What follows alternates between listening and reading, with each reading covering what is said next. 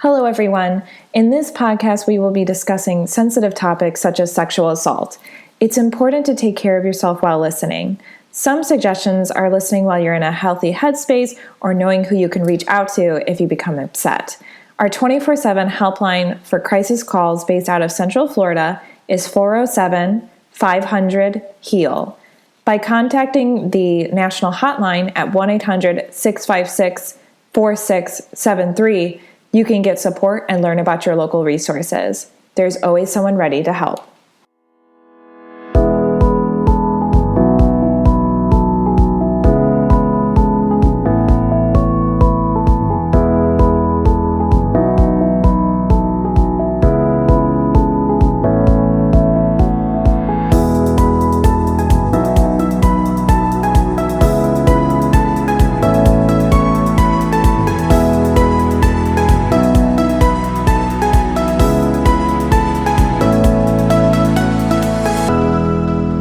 Welcome to the Victim Service Center podcast.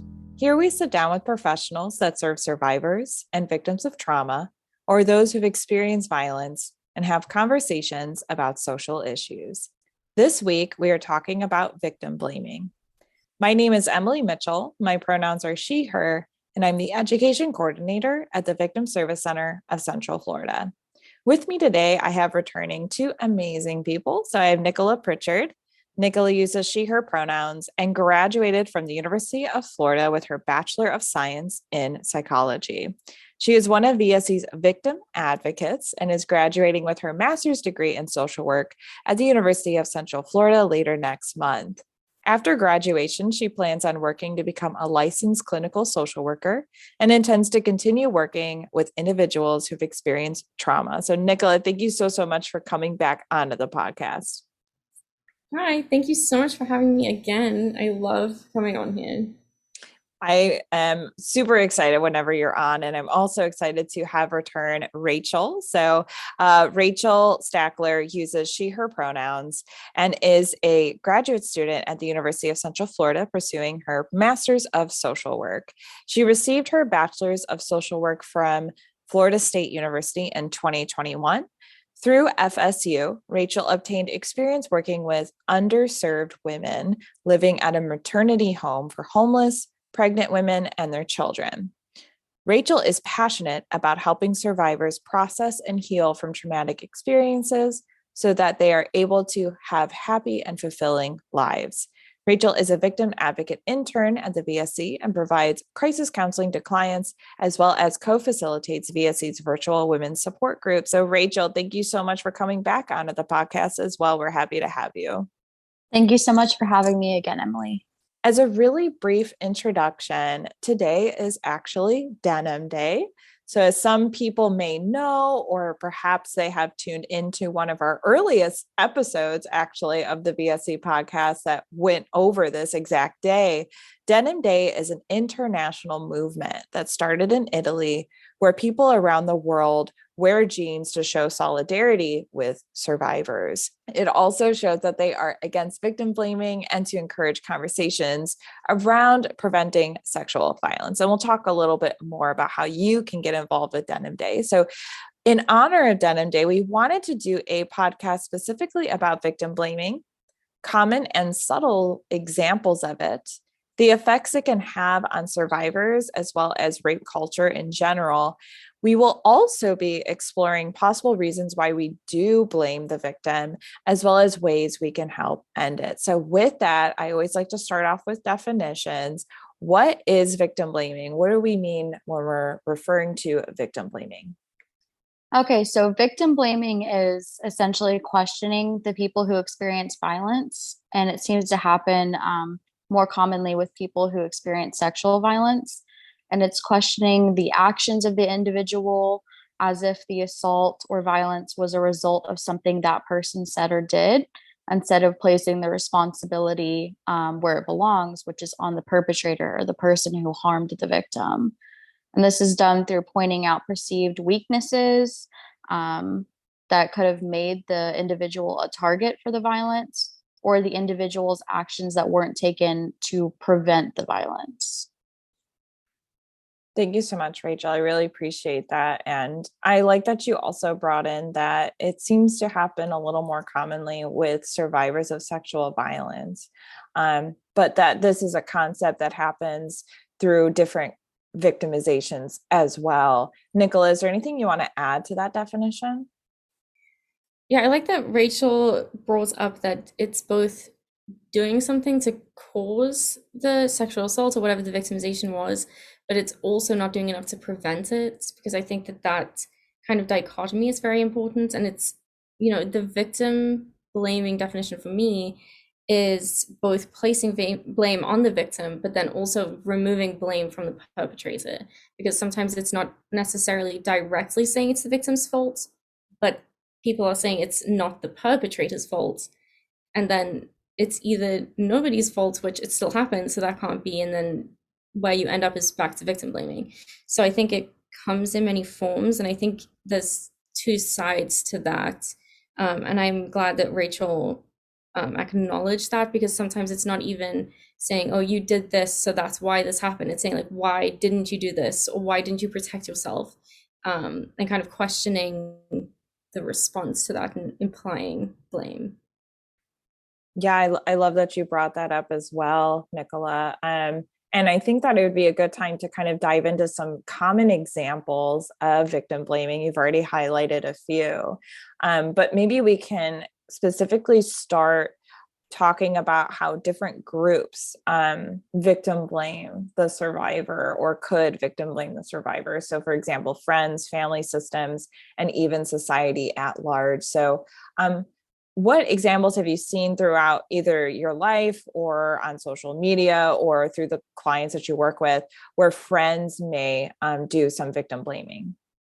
So when I think of some common examples of victim blaming, the most obvious and common that come to mind would be the amount of alcohol or substances that the victim may have consumed prior to their victimization. It's also very common that people ask about or bring up the outfit or clothing that the victim was wearing prior to the incident, in a way to imply that the way you're dressed works as consent for certain sexual acts. There's also brought up consent that the victims may have given for actions other than sex, such as if the victim was kissing the perpetrator before the assault and they were okay with certain sexual acts, but not necessarily others. There's also, when we were talking about prevention, there's the example of why were you walking by yourself in that area at that time of the night? So, kind of the location of the victim, maybe what the victim does for a living, such as a victim who's a sex worker or dancer or something that could be seen as sexualized or provocative. And then also the status of the perpetrator is used often in victim blaming. Like Nicola said, sometimes the victim blaming is not necessarily putting the blame on the victim, but it's removing it from the perpetrator. So a common example would be bringing up the positively perceived character of the perpetrator, like, oh, he or she is a star student, they wouldn't do that. So that's just another way that blame is kind of put on the victim through the act of taking away blame on the perpetrator. Thank you, Rachel. I think that that is so common, especially with friend groups too. As you may know, 8 out of 10 times the survivor knows the perpetrator. And when we talk about how friends may victim blame survivors, it could be that the relationship that they have with the perpetrator, they are very confused. And so they are thinking, well, they're a good person. Why would they do this awful thing? So I think that that is a really common example that we see in friend groups. You also brought up this idea of, and I'm so glad you did, about consenting to certain acts, but not others. That's a huge deal. And I think that there's just a misconception of what consent is at the end of the day, because as everyone, may know on this call, but I mean, as people like listening will probably know, consent is all about being well informed. And that includes, there should be no blurred lines, there should be no surprises, I suppose. Everything should be clearly communicated. So even if one type of sexual act is they're consenting to that, it doesn't mean that they're consenting to all types of sexual acts. I think that it might be important to talk a little bit about how other groups may victim blame, like family or systems or even society at large. So I was wondering if you could bring up any other specific examples as it relates to how those groups victim blame. I think that society at large victim blames often. And I think one example that kind of came to mind was everything with Jeffrey Epstein and specifically Prince Andrew, and how it kind of relates to what Rachel was saying about his status as someone who is rich and powerful. And I think it reminds me of, I see different types of victim blaming, and Rachel covered every single one of them. But I feel like people will ask, like, why did you allow him to victimize you? And I feel like that happens a lot from society. So instead of saying, like, why did he do this to you? It's like, why did you let yourself be in a position where he could do this to you? So even with Prince Andrew and Jeffrey Epstein, it's like, why did they go to these houses? Why did they spend time with Prince Andrew? Why were they doing that? Or, there's the idea of, like, they gave the wrong impression of what kind of girl they were, even though they were minors, and it's not on them, even if they were giving the wrong impression, as people say, to behave a certain way around him. It's his responsibility as an adult to not do that. And the whole thing of, well, you should know better, like, how men are, like, you shouldn't be going over there because there are sick people in the world, but that's irrelevant. It's still not the victim's fault for what happened to them. And I think also the whole thing of, like, why would he need to sexually assault someone? Because, and not necessarily Prince Andrew, but just anyone, there's that thing of the status and people saying, like, why would he need to do that when all of these people would sleep with him or whatever, but not realizing that it's not about that. It's about the power and control, and it's about inflicting harm on someone. It's not about having sex. It's a completely different thing. But kind of that idea of, if you're saying this, you must be lying and it's your fault anyway, because he wouldn't need to do that because of who he is. Wow. Yeah. I think that that's such an important point. I always like to bring up that it really is about power and control. And that's where that status kind of comes in, as, we're seeing this removing of the blame of the perpetrator, especially individuals. And such a great example, Nicola, that are in positions of power. And we're kind of, as a society, and we'll talk a little bit more about, why we do this, but kind of grappling with that, we decide to pull the blame off of them. And then where does it go? It goes on the victims. Even people who aren't legally able to consent are victim blamed, which is just so disheartening. Are there ever times where people are victim blaming and they don't even know it? So like subtle examples. So for example, maybe a friend discloses to you, or a loved one, and maybe there's, since we're kind of, as a society, like trained to do this naturally, not naturally, but because of the culture that we live in, we're kind of, this is normalized and excused. Are there things that we could be doing that we don't even realize that we're blaming the victim? I think my biggest one that came to mind immediately when you asked that was the idea of risk reduction. And it's not that I'm completely against the idea of risk reduction. And obviously, I think that that should be common sense, things that you should do to protect yourself when needed. But I don't think that that should be the primary avenue for preventing sexual assault, because it's not enough. Because all of that, you can do every single thing on every single list of risk reduction techniques, and your friend can still sexually assault you, because most of the time those are only good for trying to prevent stranger assault, which as you said, it's statistically not as likely to be a stranger. And I feel like it's not that you're saying that it's your fault, but I feel like it implies that, you were assaulted.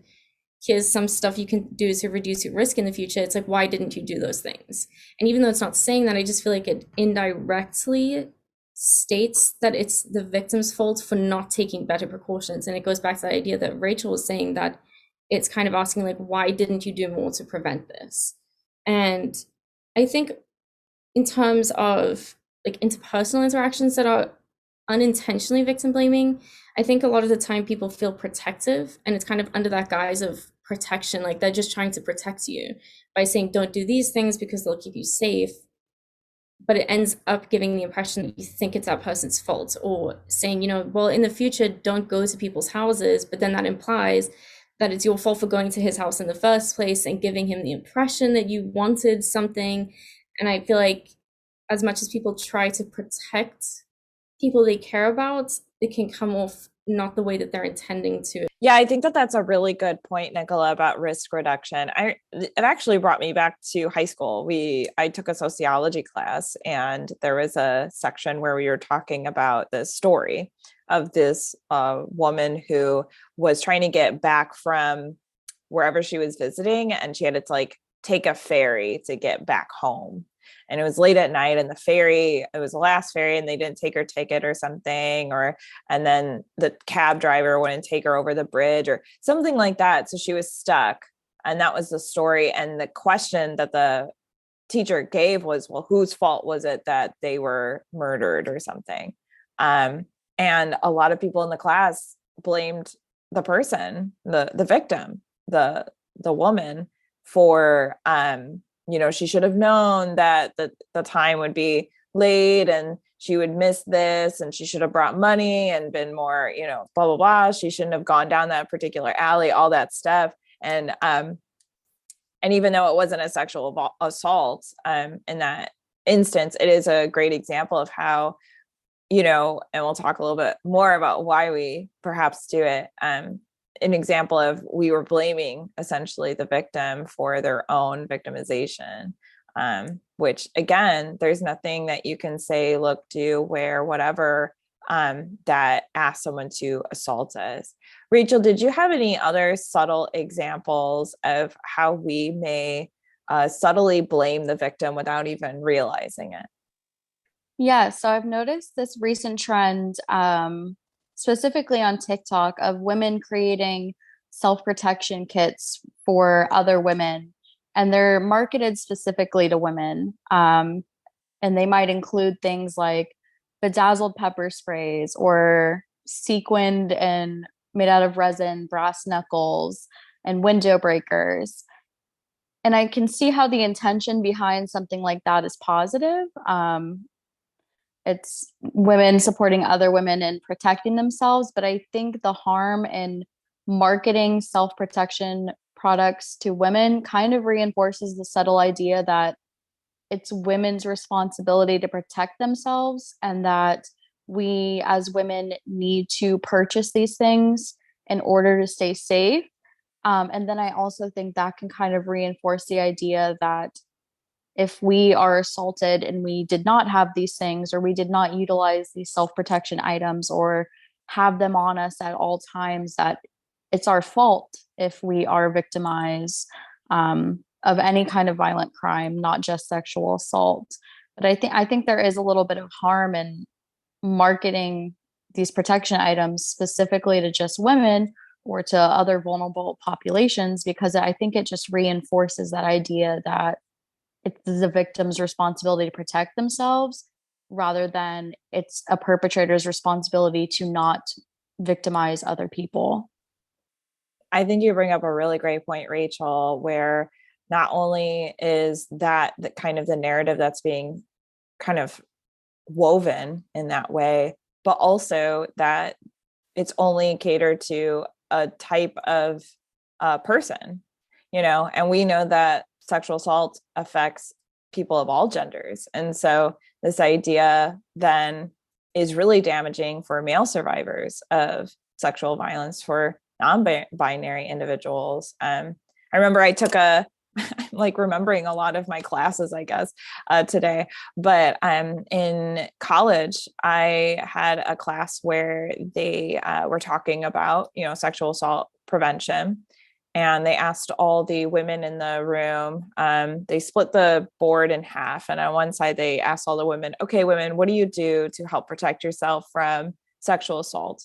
And there was a lot. I carry pepper spray. I hold keys in my hand. I make sure I text all my friends when I get home safe. The list went on and on. I don't go into an elevator with someone I don't know, all these different things. And it just filled the board. And then they said, okay, men, what do you do? And it was absolute crickets. So I think that is just kind of highlighting this really damaging narrative that is actually not serving or helping at all. And it's been a narrative that's been around for forever, right? And still sexual violence is happening. Now, that being said, anyone listening, absolutely you should do what you want to do to feel safe. And if that is doing risk reduction, absolutely, it's completely up to you. And when we talk about power and control, we want to empower individuals, right? Not take power away.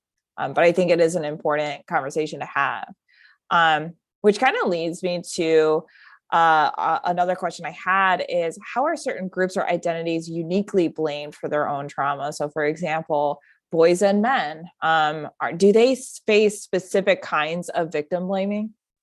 Yeah, so I know on a previous episode, it was kind of discussed how assault against boys and men is not taken seriously for different reasons, in the sense that they should want it, or they should be able to overpower their perpetrator, especially if the perpetrator is a woman. And victim blaming can kind of come into that in the same way that it's brought up against women, as why didn't you do X, Y, and Z to stop the assault? Why didn't you simply overpower the perpetrator? And I think it's kind of forgotten that men have fear responses and trauma responses as well. Similarly to women, men may freeze up, and that's their body's natural response to an assault. And there are a multitude of reasons that male victims may not fight back against their perpetrators, or may not have done X, Y, and Z to protect themselves. So I think in that way, male survivors specifically come up against this intense questioning of why didn't they do certain things to prevent or stop an assault or overpower their perpetrator. Absolutely. I think that you're bringing up this idea that since we as a society do not believe men can be survivors of sexual violence, it's almost like we're trying to rationalize like what happened, and then therefore blaming them for what happened to them. Or this idea that men can't be sexually assaulted because they are these, the idea that they are sexual beings that always are, available in that regard, which is absolutely not the case. I think also it's important to highlight that there can be bodily reactions during an assault that have nothing to do with consent, right? And so that can be a whole nother thing that survivors have to kind of unpack and process with a counselor or an advocate, but can also lead to more victim blaming questions and things like that. What about other groups of people that you want to bring up that may experience specific kinds of victim blaming, like perhaps the BIPOC community or the LGBTQ plus community?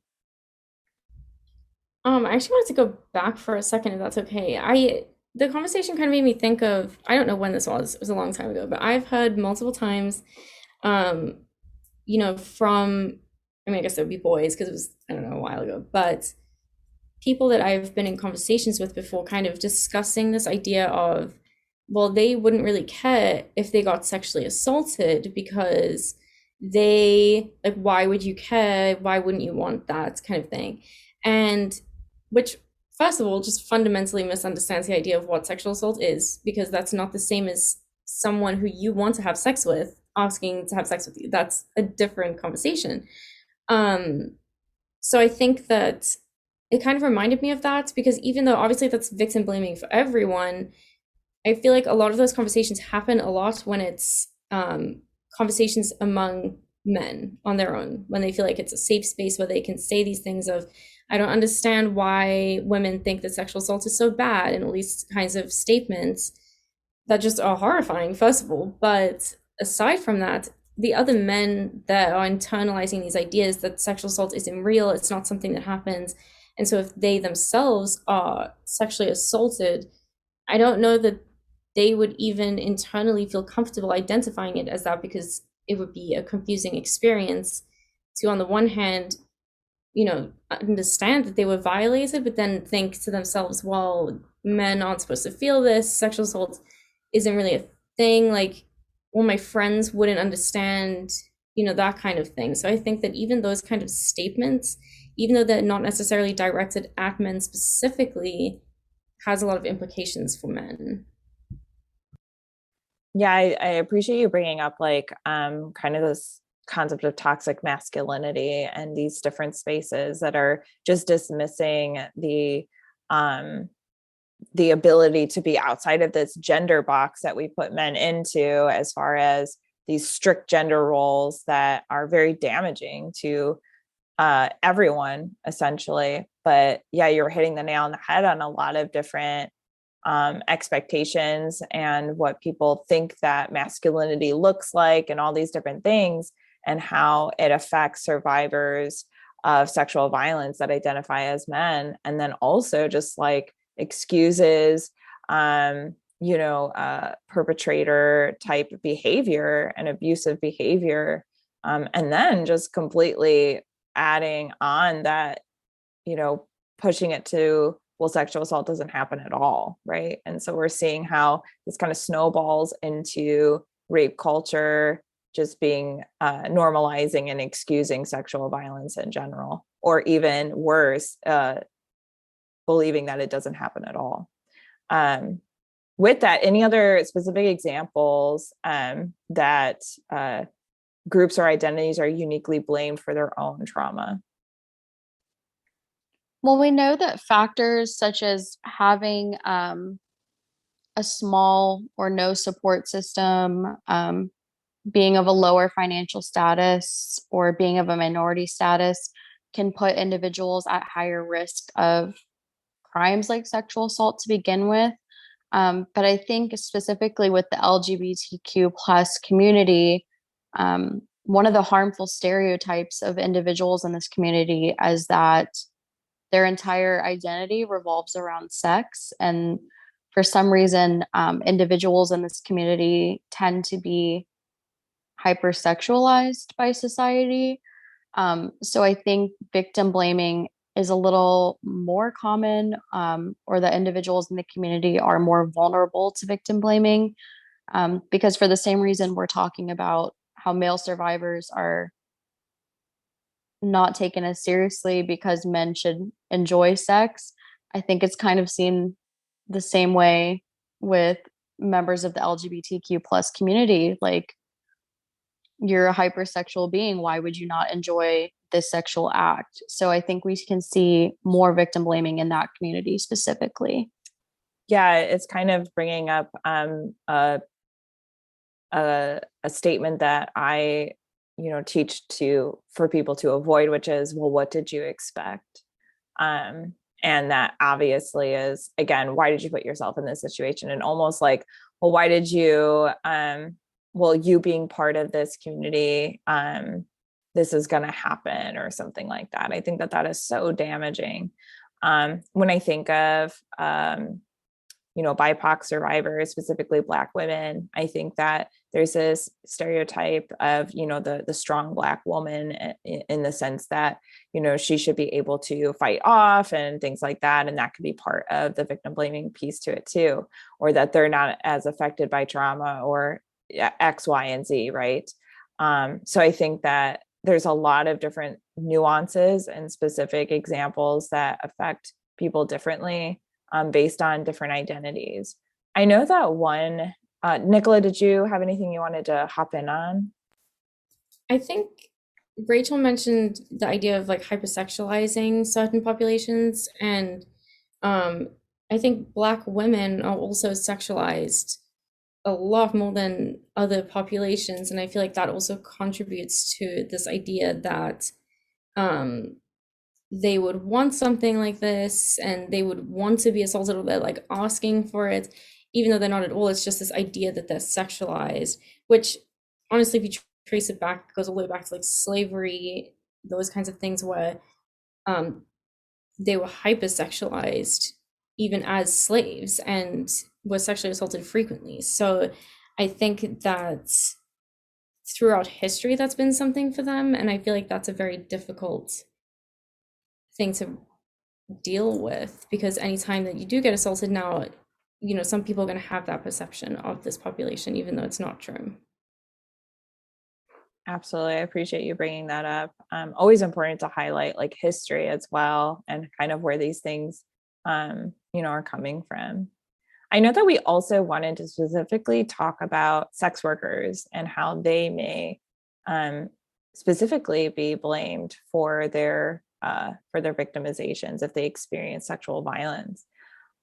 So how do sex workers how are sex workers victim blamed? So, sex workers are typically excluded from survivor movements such as the Me Too movement because of the nature of their profession. I think sex workers in general are not taken seriously when they come forward and say that they were sexually assaulted, especially if that assault happened while the individual was on the job, whether that job is stripping or prostitution or whatever it may be. And then the victim blaming and kind of lack of taking sex workers who are sexually assaulted seriously can go all the way down to laws, because there are rape shield laws that can protect certain survivors from having character evidence brought against them in when testifying for a sexual crime. So there's states like New York and Ohio that exclude prostitution to be used as character evidence against rape victims. But there are many more states where prostitution is allowed to be brought up as character evidence against the victim themselves.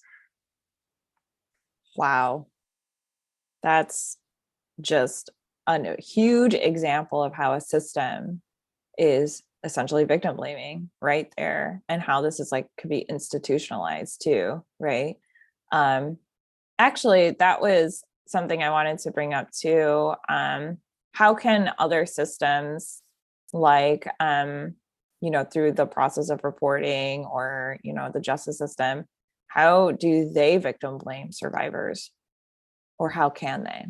I think, especially in anyone who's responding to like the initial report, um, we've talked about victim reactions and the way that people react during assault and after assault. And I think if whatever professional individual, whether it's law enforcement or a victim advocate, if they don't have a good understanding of how that works on a physiological level and kind of the way that decisions are made, in a survival sense, I think that you run the risk of victim blaming, or at least giving off the impression that you're blaming the victim with certain questions that you ask, like questioning the behavior before or after. Um, and I mean, there are horrific examples of just blatant victim blaming and asking what they were wearing. And you see that in courts, like in the legal system, they'll try and bring up certain things that the victim did to kind of imply that it was their fault. So I think just systemically, victim blaming is still a very big issue, because I think it's still catching up to the science of trauma and victimization in general.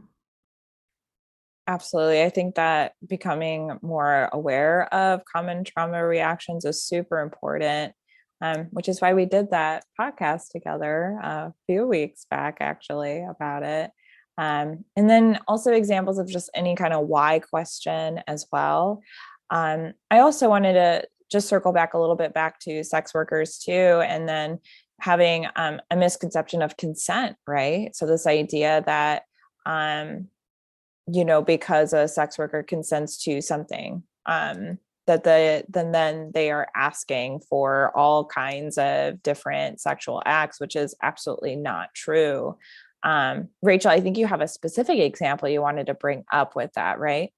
Right. And the example I wanted to talk about is not necessarily specifically related to sex work, but it's kind of related to individuals who present themselves perhaps in a sexualized manner. Um, I was thinking about this example a lot when prepping for this podcast, but for anyone who doesn't know, um, Emilie Ratajkowski is a very famous supermodel who kind of got her start in music videos. And if anyone knows this example, I'm specifically referring to the Blurred Lines music video, a song by Robin Thicke. And Emilie Ratajkowski actually wrote a book about her experiences called My Body, of sexual assault throughout her life, and then this specific example. But Emilie consented to be in this music video naked, and she was dancing naked in the music video. And then she did not consent to be touched in any kind of way. And the statement that she would be touched was never brought up to her. And she talks about the feeling and experience of Robin Thicke coming back to the music video set drunk and coming up from behind her and grabbing her breasts in the music video without asking her first, without her written consent that she would be touched or interact with him in any sort of way besides dancing around him in this music video. And I just think it's important to talk about this example because regardless of what you are wearing, you do not deserve to be touched or have anything happen to you that is against your consent.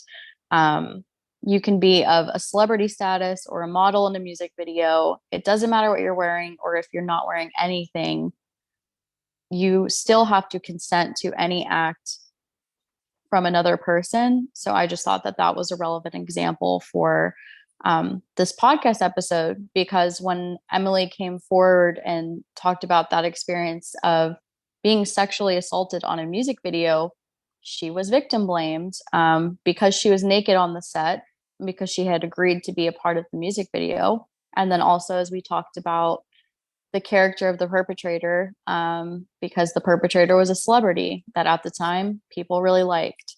I think also it relates. I like that you brought this up in this context, because this idea of kind of like a contract beforehand. And I mean, you've seen like people be like, oh, every time I have sex with a woman, I have a contract that they sign beforehand. And that idea that once you've signed it, then anything goes. And I think it's the same for her. You know, she agreed to be in the music video and got paid to be in the music video, but she did not agree to any of the other stuff. But people will see her agreement initially and the fact that she got paid for that as reasons for her to have to put up with that. And it's similar for sex workers too, because I feel like people think if you're paying someone, it bypasses the need for consent because they are consenting to taking your money. So that means anything goes because you've paid for the service, but that's not how it works. They still have to consent. Money doesn't mean you get to do anything you want to someone. That's not consent. So I feel like even in her case, even if it wasn't sex work, she was paid to be on the music video, so people just expected her to put up with basically anything that they wanted to do. Yeah, I'm really glad that you brought this specific real world example, Rachel. And yeah, I think that it's really just goes back to, the definition and understanding what consent is and what it isn't.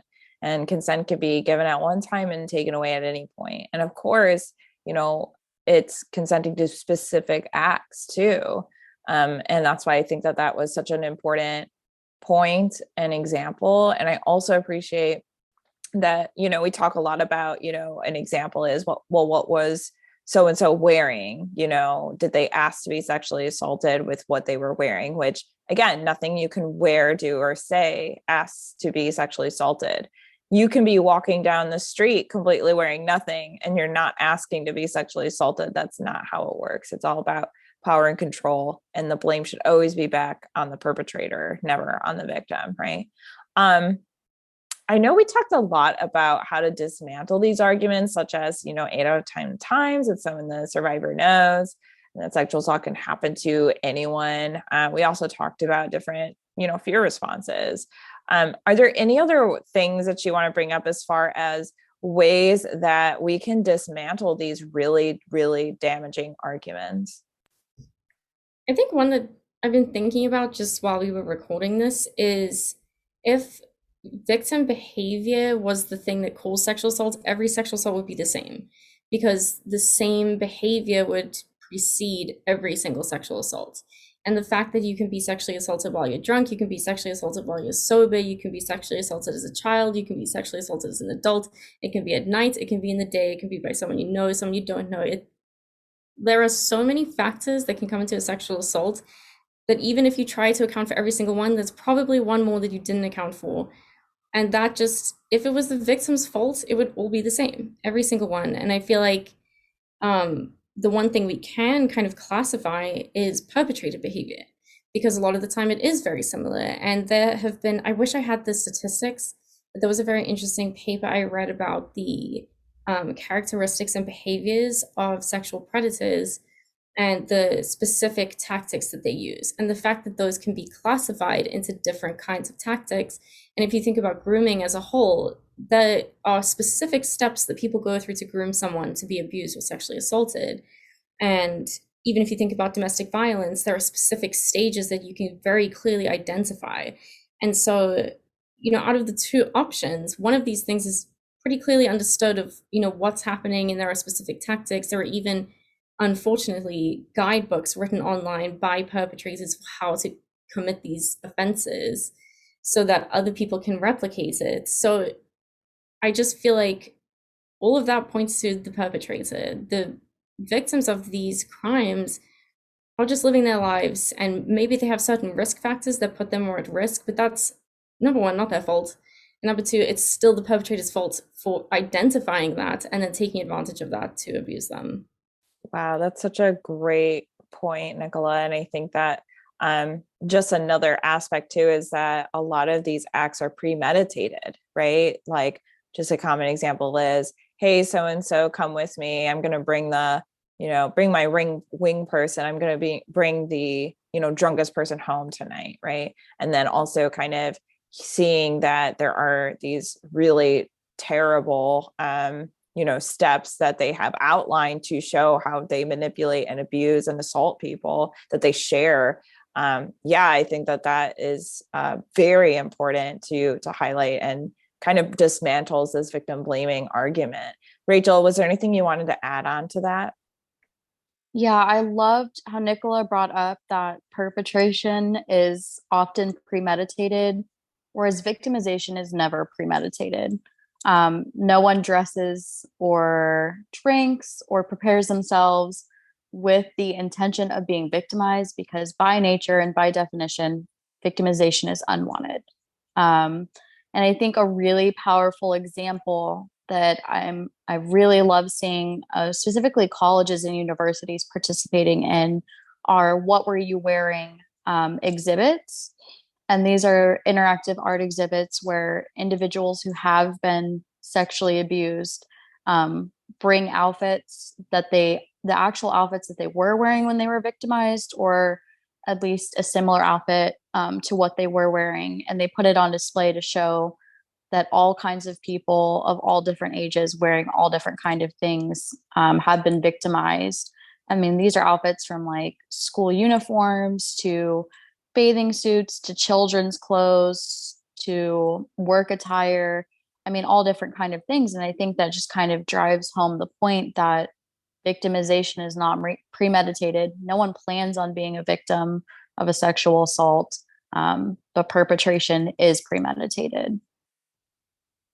I just wanted to say I thought about something when you were saying that, about something Emilie said about the power and control.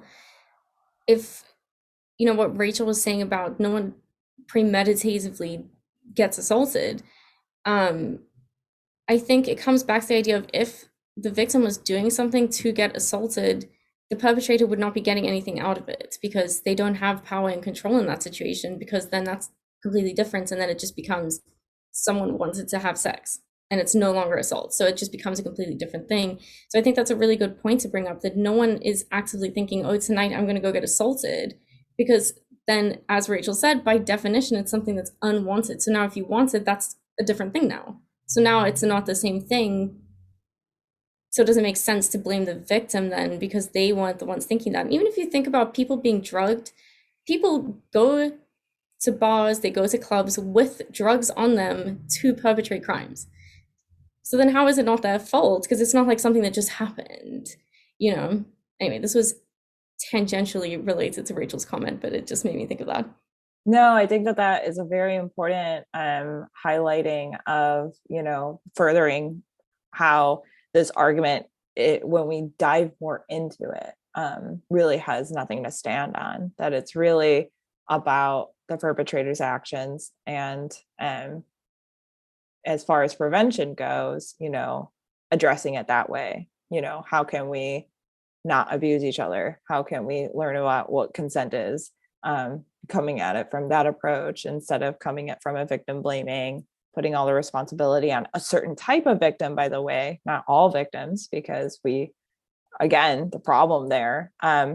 But I think that another really important piece to this conversation is the effects that victim blaming can have on survivors. So could you share either in general some of the effects that these damaging questions and statements can have on survivors, or maybe if you've ever worked with a client who's experienced it, kind of how it affected them? When I'm working with a client, there's of course clients that have reported to police officers. They've had forensic examinations collected. They're moving forward with prosecution. But then on the flip side, I have just as many clients who haven't done any of those things. And sometimes in exploring, what the survivor truly wants, I've worked with survivors who they may have wanted to do those things, but they didn't because people around them didn't believe them or victim blame them. So I think victim blaming is just one of many factors that overall adds to why survivors don't come forward and tell people that they were sexually assaulted, and they maybe don't report to the police, but on the same end, they also aren't reaching out for help or counseling or services that they need, because it kind of reinforces this idea that they think everyone's going to think what happened is their fault. And then they're for, silencing survivors. And then also it can lead to, I don't deserve to heal. I don't deserve help because I asked this to be done to me. Right. So then this can lead to further, mental health and other health issues in the future. And I know that we have done research on our survivors as far as after the victimization happens, how long does it take for them to actually reach out for services? And on average, it was about 8 to 9 years. And that's just the survivors we work with. And a lot of what you were saying, Rachel, is what the reasons why they share, there was this delay, which was, I was afraid I wasn't going to be believed because of so many different things. Society, right, is already kind of doing that, and all the different things that we shared. Nicola, was there anything that you wanted to bring up as far as the effects that victim blaming can have on survivors? Why is it so dangerous? I think,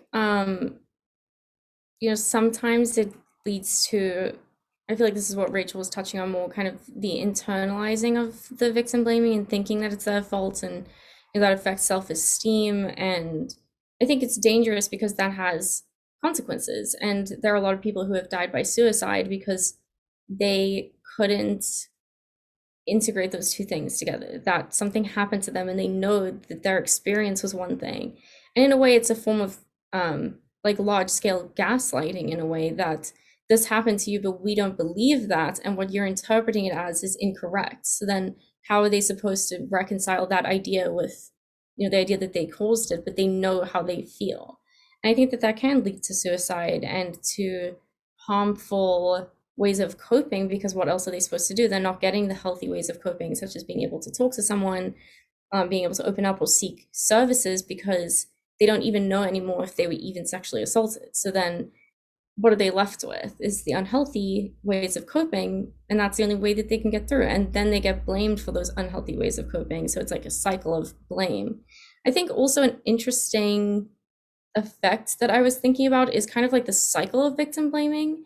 I know, like I was specifically thinking of maybe women, I guess, from maybe like the 40s, 50s, 60s kind of time, growing up from that time period. A lot of them victim blame as a generation, but a lot of those women were also victims themselves. And so I think this idea of victims who victim blame is also interesting to me because, in a way, they were told that what happened to them was their fault. And I think for some people, they have to internalize that in order to move on, because accepting that it wasn't their fault can be really hard. And I think that's why, even with clients, when we have that conversation where I say to them outright, this was not your fault, a lot of times people cry because the idea of that and having to realize that and acknowledge that is sometimes scarier than accepting the victim blaming. And so I think for a lot of women from back then, it was easier to just say, you know what, this was my fault. And if I continue, doing other things, then I'll be okay. And then they victim blame as a result because they can't quite get to the point of, if they don't blame the victim themselves, then they have to acknowledge that they weren't at fault, which sometimes is too much. And so it can be a subconscious thing that you just can't acknowledge that. So you just have to continue the victim blaming. That's such a great point, Nicola. This idea that it can be really scary to realize that we don't have control over what other people do to us, right? And that kind of leads me to this big question that I've been wanting to ask, which is, why do you think we do victim blame? And you were hitting the head on the nail there, as far as, it could be this idea that, well, I want to give you the floor as far as the just world fallacy. I think it's kind of exactly what you said, the idea that we don't have control. And that's a really hard thing for people to accept. And if you think about the way that we set up society as a whole, we are trying to control as much as we can. And I mean, even if you think about the concept of time is not real. Time is something that we made up as a construct because we needed to feel like we had control over something. So everything comes down to that idea of control. And when these things happen, if you acknowledge the fact that there's not that much that you can do to prevent sexual assault, except for more so the prevention that we were talking about earlier, going to the perpetrator behavior and those things, those are much harder to do than telling victims to buy bedazzled pepper spray and all those things. So I feel like this idea that you don't have control is so scary for people that they would rather blame the victim because it reinforces this idea that if I don't do the same things as them, this won't happen to me. So they feel better about the fact that they are safe in the world and that the world is actually just and these things don't happen for no reason. Because if they don't believe that, then how are they supposed to cope and how are they supposed to go on in life? Because now you just feel at risk. And if you think about it, the opposite of that is, in a way, what survivors of sexual violence have to cope with is this idea that now they have to acknowledge that things happen to them for no reason. And I think that's what a lot of survivors struggle with, is this idea that they don't have control and they are forced to acknowledge that, whereas the other people don't want to acknowledge that and they're in denial, and that they want to push that away and blame the victim so that they can feel safer. And looking at the just world fallacy is kind of the belief that things happen to people that deserve for those things to happen to them. And like Nicola was saying, like it just adds a sense of control and predictability in the world. And on the same token, like the invulnerability theory is that people try to distance themselves from individuals who have had bad things happen to them. Because if someone's assaulted and I blame it on where that person was walking and telling myself, well, I would have never done that, so it must have been their fault, that makes me feel safer. And that makes me feel like I could never be a victim of the same kind of crime. Whereas, like Nicola was saying, if we accept that it's the perpetrator's fault and that the victim doesn't have control over perpetrator actions, it's a little bit scarier in a way, to kind of take away that control from the victim or from myself. Absolutely. I think that those are such perfect ways to kind of explain it on reasons why we as a society victim blame. Um, it's interesting because victim blaming actually puts us even more at risk for sexual violence in a way, because we're just not really understanding what it is. And therefore, we're not combating it because we aren't actually addressing the real issues here as a society, which is, combating rape culture, normalizing the conversation. We're silencing victims, so we don't know when it is happening. And then they're not getting help. And then we aren't holding perpetrators accountable for their actions. So they are continuing to perpetrate. So it actually overall does a disservice and makes us less safe. So it's really really an interesting phenomena that's really damaging. And the good news is that we can fight against it. We can reframe and resist victim blaming. So what are the ways that we can actually better support survivors in an appropriate way, where we are resisting these victim blaming statements and reframing them and being better supporters? Well, I know we've talked about it before, but it truly is the most important thing is to start by believing. If someone discloses a sexual assault to you, they are coming to you in a vulnerable state and looking for support or just looking to share the burden of that knowledge with someone. Just start by believing the individual. And I would really give the advice to refrain from asking why questions. Why questions can come off as aggressive or blaming, not, well, why didn't you do this? Or why did you do this? Why were you wearing this? Just listen. And that's the best advice I can give, is that if someone discloses to you, believe them, listen, and ask the individual how you can support them if you are not sure how to support them. Absolutely. I love how simple it is. And it really is. And just kind of also knowing that, reasons why society victim blames, I think, and then remembering, like, this could be a response that we were trained to do as a society. We didn't, you and I, people living in this generation did not create victim blaming. It was way, way before us. But luckily, we also know that we have the power to actually combat that cycle that Nicola was talking about. Did you have any examples of how we can support survivors in a more appropriate way, Nicola?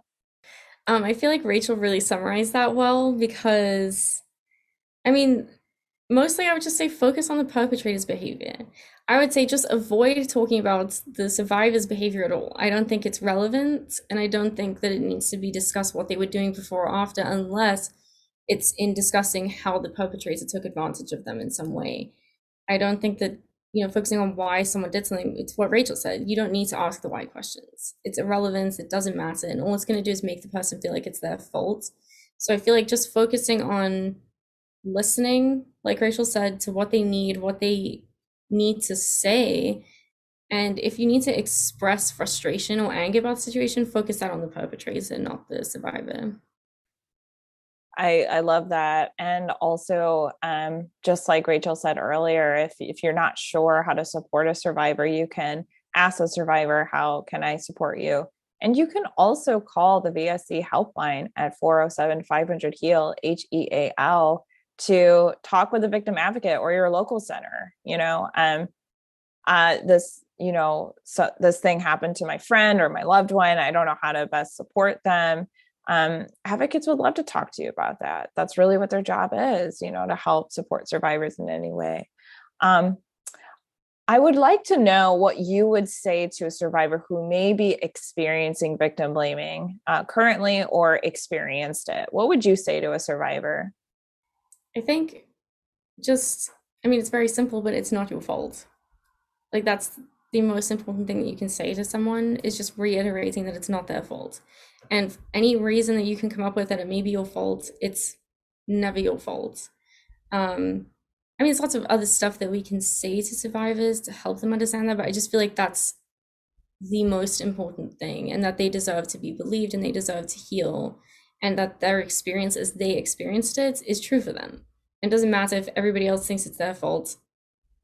That's not true. And I mean, I'm getting repetitive, but it's not their fault. Yeah, I always say in my trainings, I could say it until I'm blue in the face, and I just say it's not their fault. Say it's not their fault. Yeah, absolutely. I think it really is at the end of the day the core to it, and just literally saying it, not implying it, just saying it itself can be really powerful. Um, what are other things that we can do to help stop victim blaming? I wanted to take some time to talk a little bit about Denim Day. But are there any other things that we can do? People who are listening at home are like, you know what, I really am passionate about this after listening. What can I do myself at home to help change the culture?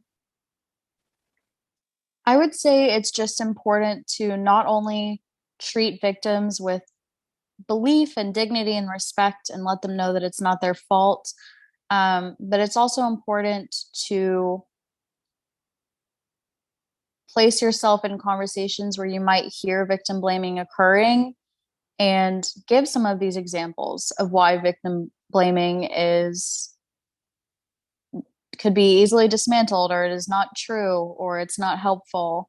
I mean, these conversations happen all the time, and I think it's kind of the responsibility of the educated individual to interject themselves in these conversations and stop them when they see them. I think also if there's, these high profile cases of sexual assault, and you want to share information about these cases, try to share the information from news sources that are highlighting the perpetrator actions over the victim actions. It's also very common for certain news outlets to highlight, kind of the positive status of the perpetrator. I would just encourage individuals at home to not share those kind of stories. I mean, really highlight what the perpetrator did to the victim. I appreciate those specific action items that we can do, those little things that can really help start shifting the culture. And for those who don't know what Denim Day is, I do want to just take some time to explain it. So essentially, Denim Day started in Italy in maybe the 80s or 90s. A woman was sexually assaulted by her driving instructor, and he was convicted, but then the decision was overturned by the Supreme Court in Italy because her jeans were too tight. That was the reason. So obviously this was blatant victim blaming, awful, right? And the next day, the women of the Italian parliament were outraged, and they decided to wear denim or jeans that day to show that they are against victim blaming and that they are in solidarity with the survivor. And so this kind of became an international movement. It's every Wednesday, every year, the last Wednesday of April, I should say, is Denim Day. So this year, it's today on the 27th. So what can you do? You can simply just wear denim this day, take a picture on social, take a picture and then post on social media, hashtag Denim Day. If you're a first responder, someone who has to wear a uniform to work, you can actually wear like a little denim sticker or a little denim pin, anything like that, to still kind of support survivors and still keep the conversation going. So this is a way that we can start having the conversation. And then this is a way that we can start shifting the culture as well. So that is another way that you can get involved to help stop victim blaming. But with that, I think that that's a great place to sign off. Is there anything else that you, Nicola, or you, Rachel, would like to bring up before we do so? I mean, no, I feel like we covered all the topics of discussion. I just want to remind any survivors that might be listening to this podcast that it was not their fault. We believe you and see you and are willing to talk at any time at the Victim Service Center, but also there are people out there around you and resources in your community where you will be able to be surrounded by people that believe you. I think that's a wonderful place to sign off. So thank you so much, Rachel and Nicola. And thank you for listening to the Victim Service Center podcast. The VSC is a nonprofit organization that provides free, confidential counseling services for victims and survivors of any kind of trauma in Central Florida. To learn more about our services, please visit victimservicecenter.org. And to everyone listening, healing is not linear and you are not alone. And thank you so, so much, Nicola and Rachel, for joining me today. Thank you. Thank you so much, Emilie. And happy Denim Day.